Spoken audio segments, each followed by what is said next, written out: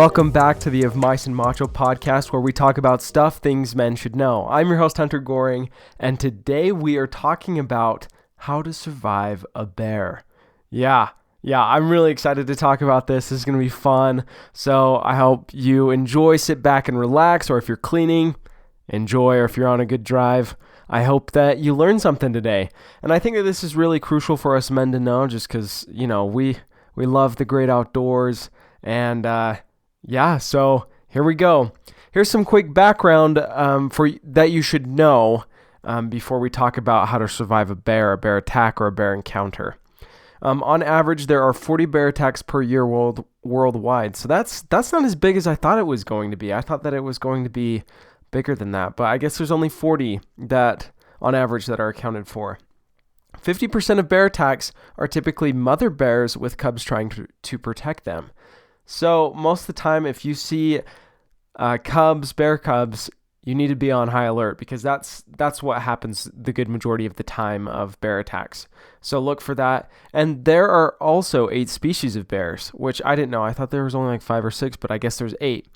So there's the American black bear, the Asiatic black bear, which is the moon bear, the brown bear, also known as grizzlies, giant panda, polar bear, speckled bear, and the sun bear. And I really was only familiar with the black bear, the grizzly bears, and panda bears, and polar bears, but I didn't know about these other ones. But if you want to look into those more further, but I will be focusing on the North American bears mostly, so like black bear, grizzly bear, brown bears, because that's what's most prevalent, and I feel like there are way more attacks with them than there are any other bear species. So, first of all, how to prevent attacks. 1, you need a bear box. That is crucial. Like when you're camping or outdoors and it is a high area with risks of bears lurking around and trying to rummage through your food, they do love human food, so you need to avoid that. Bear boxes are super, super important, okay? You have to use them. And what you need to put in those bear boxes are common, like, high scented things. So like that could be shampoo, deodorant, food, candy, anything that's has a good scent, because bears go crazy over it. You can also, there's like these like bear bags that you can like tie up into the trees that also work really great, and you could use those as well. I know a lot of people use those. LeaveNoTrace.org states that you need to make your campsite become the Bermuda Triangle. So pretty much every corner of the triangle is 100 yards or more away from each other. And on the first corner is the sleeping area. And then on the second corner is the kitchen area. And then on the third corner is the food cache and like smelly products area. So if you do that, you're less likely to be attacked by a bear, because your living area will be separate from the food area and far enough away from the kitchen area as well, because that's where you cook and stuff. So, and they also say to maintain and clean your kitchen so it doesn't smell like food and you won't die. You won't be a bean burrito sleeping bag sack for the bear. That wouldn't be good. And then number 3, bears are like humans. They don't like to be startled. So keep a safe distance from wildlife in general. You don't want to scare them or worry them, because if you do, they're going to attack. Like us humans, I don't like being startled. When I'm startled, I start throwing punches. And bears can be like that too. So try not to startle bears. And then stay in groups while exploring the great outdoors. That's always a must in general, just in case anybody gets hurt. And they are more scared of people in bigger groups. So there's that. And then stick to trails, y'all. You got to do it. Just stick to trails. I mean, they're there. I know it's fun to explore sometimes, but exploring curiosity is what killed the cat, as they say. So don't do that, okay? Don't do it, bros. So what if you follow all these rules and you still have a bear coming at you? It's just hauling, it's running. What should you do? The first thing that you should do is start singing the bear necessities. I'm just kidding. That's not it, but hey, I don't think it would hurt. So, 1, the National Park Service says leave your pack on and play dead. So if a grizzly bear is just hauling buns at you and it's about to attack, play dead. Just play dead, or if it's not, just lie down and play dead.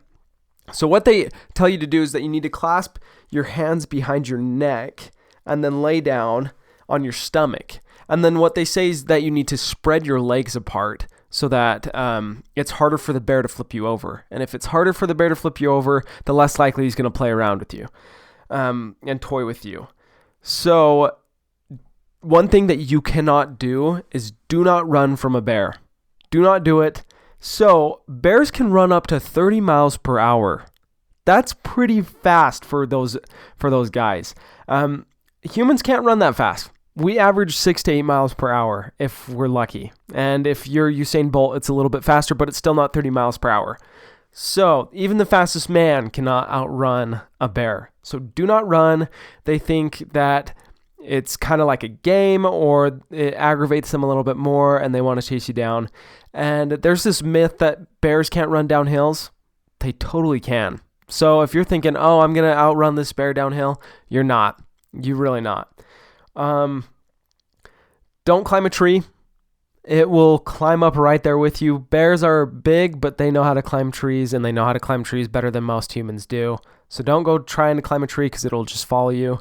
And if it starts charging at you, stick your ground. So if it just starts charging at you, they say most of the times you need to, for grizzly bears, you just need to play dead. But for black bears, if they charge at you, you should just stick your ground and not move. Just make yourself look as big as possible and don't move, intimidate them.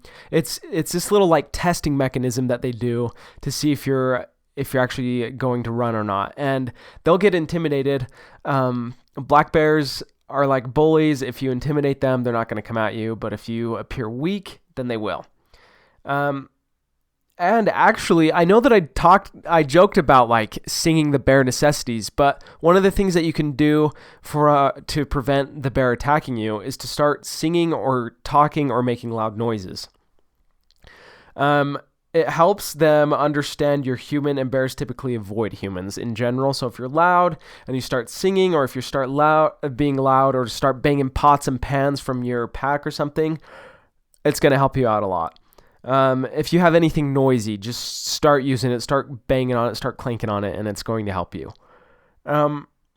So some takeaways. If a black bear starts charging you, you need to fight back. Like, stick your ground, be tough, be the bully back, and you need to stick your ground.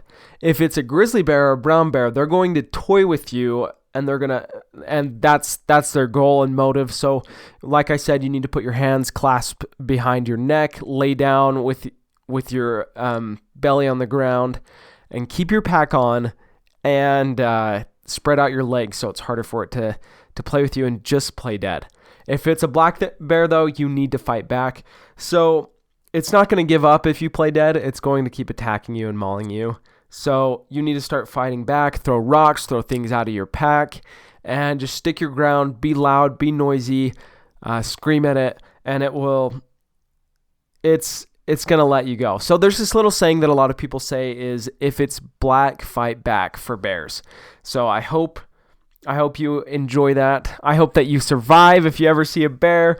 I've seen bears throughout the woods, not super close before, but man, that'd be kind of scary. But hey, you got to be a man. If you're out in the woods, you need to impress the ladies. You need to help them. It's going to be helpful. And I think that this is good for women to know too. So I hope that you enjoyed that quick little episode of how to survive a bear. And don't forget to follow and rate this podcast, as I am a self-run podcast and I appreciate all the help. We also have an Instagram called @Mice and Macho, where I put different content on throughout the week, and it's really good. It's really good binge-worthy content, so go ahead and follow that as well, and we will see you next week.